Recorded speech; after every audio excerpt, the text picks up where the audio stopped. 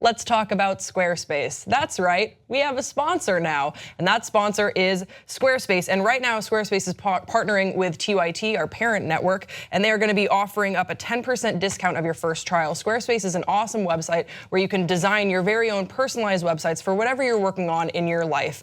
I have some personal experience with the website. That is, my girlfriend, I guess now fiance, has a blog that she documents our own travels, our life together, and it's called Have Dog Will Drive. It's wonderful, and she created it with the help of Squarespace. Before this sponsorship even occurred, she just knew that it was the place to go to create a website that was simple and user-friendly and has gotten her some readers from all over the world. So check out her blog, Have Dog Will Drive, and also head over to squarespace.com/TYT for that 10% discount. I can't wait to see what you guys are working on.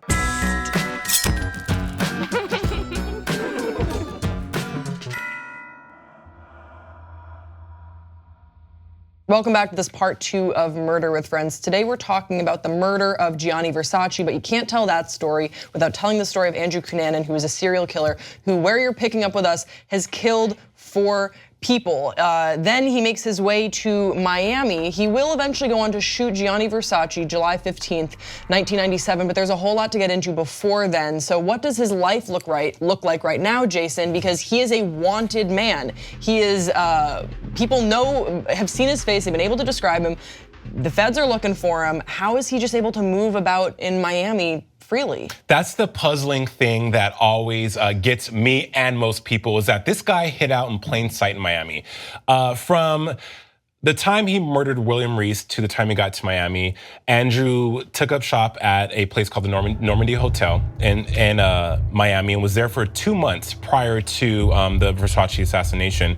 And he, again, frequented the scene. Miami, the gay scene in South Beach is over the top. It's easy to blend in. It's fun, it's vivacious, it's buoyant, it's vibrant. So even though he was on the FBI's 10 most wanted list, he would wear hats. He would, some say he would wear different wigs. He would dye his hair different colors. He was very good. Again, this is someone who was brilliant. This is someone who thought through thoroughly how he wanted to enact certain activities.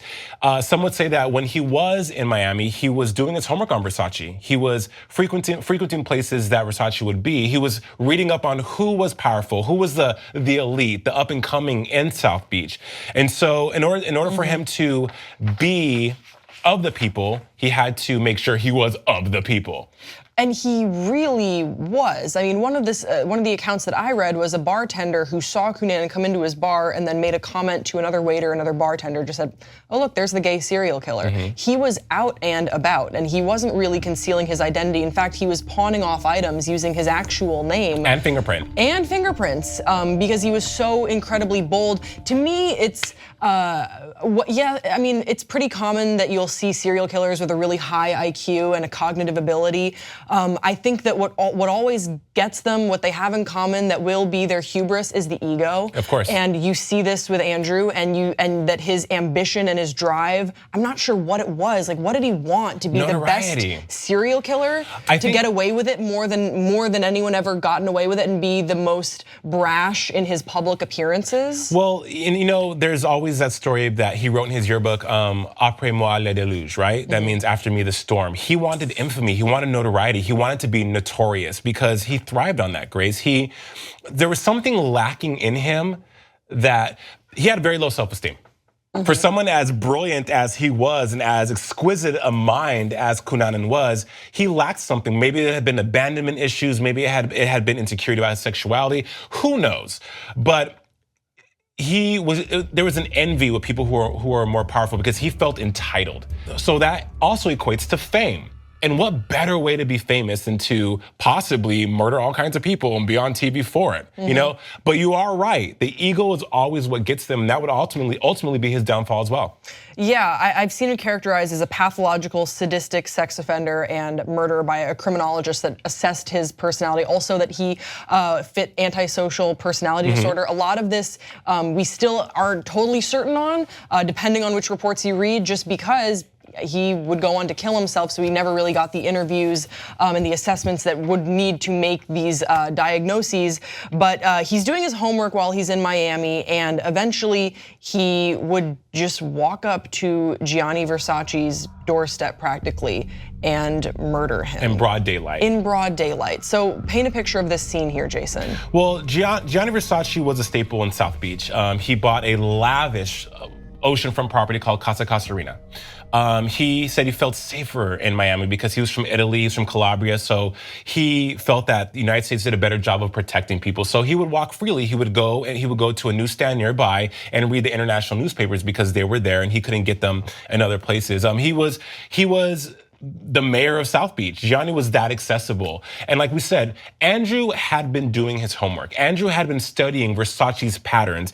Some people say that Andrew and Versace also had a relationship scaling back close to 7 years prior to the death, where... Well, what would you characterize that relationship as being? Because from what I've read is that they met 7 years prior at a nightclub, Colossus, yes. And that they might have had a conversation, and then, like with many things in Andrew's life, it became grossly exaggerated to that they had some sort of a relationship. What do you think the truth is there? I lean on what you're saying, Grace. I think that he was great at infiltrating elite societies, elite events, exclusive people. So I think he may have had a run-in with Versace. I don't think it was sexual or romantic, although some people say it was that as well. Mm-hmm. But I think that they may have exchanged words, a quick conversation here and there.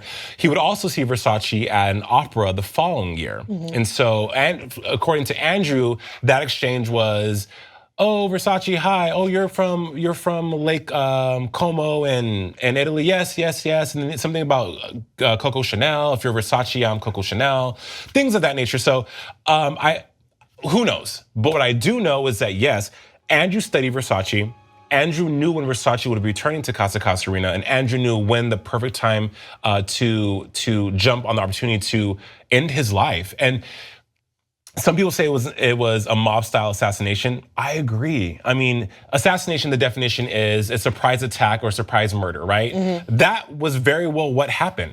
Versace was not expecting to be shot in the face and shot in the neck. Of a prominent figure. It's so chilling to imagine this scene. For some reason that it takes place in daylight is so unsettling. I don't know why. I mean, it'd be just as awful if it happened at night, but for some reason it's just the ego, again, of this guy just walking up in broad daylight with his little shorts and his hat on and just shooting someone. And the deliberation and the intentionality behind the act just cannot be diminished. You can see there's some grainy security footage, and I'm sure you can find that online. And you can just see this guy is moving with intent, and he is moving as though he's planned this before. Like he knew where he was going to be going. There was no way it wasn't premeditated. I mean, obviously it was. It had to have been, because one, you just don't have access to someone like Gianni Versace. Mm-hmm. It's not as if Andrew walked up on a patron of a restaurant and started shooting. He enters the property of a global icon to murder him. So he had, like I said, he had to have known what his patterns were, where he would be certain times. And how to get away. Exactly. The escape route he went to, where he ended up afterwards. I think, Grace, what was chilling about the Versace murder as well, in addition to it being in broad daylight, was just the fact that Gianni was so loved. And it was, for me, when I read it, and out of all the people in the world, and that's not saying that no one deserves to be murdered, of course, but of all the people in the world, Gianni was at the wrong place at the wrong time. You know, and for Andrew to come from the other side of the country and have this whole trail and this whole journey to end up in Miami at this spot at this time to take this person's life, I have a hard time wrapping my head around. And I think a lot of people still do 25 years later. Yeah, just such a prominent, well-respected member of the gay community to be gunned down by another member of the gay community. Yeah. You want to aspire to that greatness. Right. Most people don't want, you don't want to cut that greatness down and blow out that light, basically. Right. But Andrew gets away, as he has done every single murder prior to this. He has gotten away with it. And for 9 days, he would be where? Hanging out. Hanging out. I mean, now by this time it was basically wall-to-wall news coverage. I don't remember this, but you said that you remember this a little bit? Yeah, it was so, I was very young. In 97, I was 17. And not 17, yeah, I was 17. And I just remember because Princess Diana had died months earlier. So I was constantly watching the news and just reading up on that. I love supermodels. I love Naomi Campbell. Gianni Versace was one of the people who gave Naomi Campbell her start. So I was always following what she was doing. And then when he was shot, it was just on a current affair, Extra, CNN, any major news magazine show and any major news network was covering this because it was so, at that time, and even still today, it was just so shocking and so heinous that this fashion icon was gone. And that the person who had shot him was still on the run and at large. And so a lot of people were saying, okay, who's next? Is he coming for me? It was an incredibly tense time. Across the country, Grace, not just in Miami, in other cities, because America's Most Wanted, every major authority entity was covering the story, taking tips from around the country, from people calling in saying, I saw him here, I saw him there. They said the only place that didn't get any tips or didn't get any information to his whereabouts was Montana. But they had calls from New Jersey, calls from Denver, calls from Missouri, of people saying that they probably saw Andrew. And of course, this is a nationwide manhunt. Andrew's now on the FBI's 10 most wanted for the whole country. Yeah. That's a pretty dire and elite list to be on. So where did they end up finding him on July 23rd?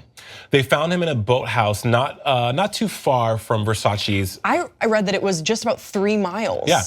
He's just under their nose. Just a sidebar, another thing that was so infuriating for a lot of people was how come the authorities didn't think to look deeper into Miami? Well, some people will say, that it was because of the whole LGBTQ plus component.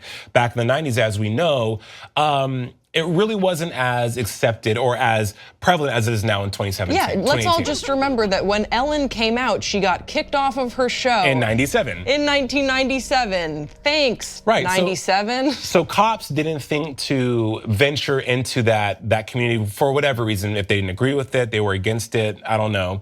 But a lot of people were upset that their safety was possibly put in danger because the lack of activity with the authorities. So he ends up on a houseboat, and he's there for it's 9 days prior. So, but I think he was on the houseboat 5 days. He was checked. He checked out of the Normandy Hotel where he had been staying. He didn't pay his last month's rent. He was paying $36, I think, a month or a day to stay at the Normandy Hotel in Miami, and a housekeeper hears a gunshot.